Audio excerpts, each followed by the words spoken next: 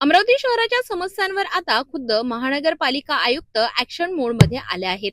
City न्यूजने सुरू केलेल्या 22 प्रभागांच्या health checkup मोहिमेमुळे मनपा प्रशासनात मोठी खळबळ उडाली असून आयुक्त वर्षा लढ्ढा यांनी आता स्वतः रस्त्यावर उतरून शहराची पाहणी करायला सुरुवात केली आहे.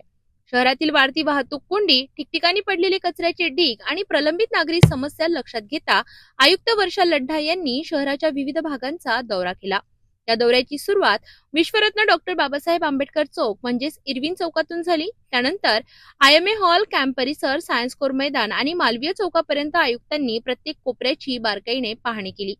खापाडे बगीचा, बस स्टँड रोड आणि राजकमल चौक परिसरात असलेल्या अतिक्रमणामुळे रस्ते अरुंद झाले आहेत. हे आयुक्तांच्या निदर्शनास येताच त्यांनी तात्काळ हे अतिक्रमण हटविण्याचे कडक निर्देश दिले.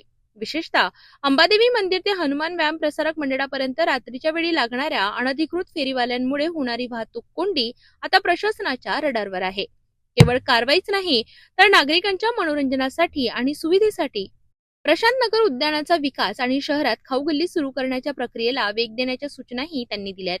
कचरा व्यवस्थापनात कसूर करणाऱ्या ठेकेदारांना आणि कामचुकार अधिकाऱ्यांना त्यांनी स्पष्ट बजावले आहेत की कामात हलगर्जीपणा खपवून घेतला जाणार नाही. प्रशासनाने कंबर तर कसली आहे, पण आयुक्तांनी अमरावतीकरांनाही आवाहन केले की कचरा रस्त्यावर न टाकता घंटागाडीतच द्यावा. आता पाहायचंय की आयुक्तांच्या या ऍक्शन मोड नंतर शहराचं चित्र किती बदलतं.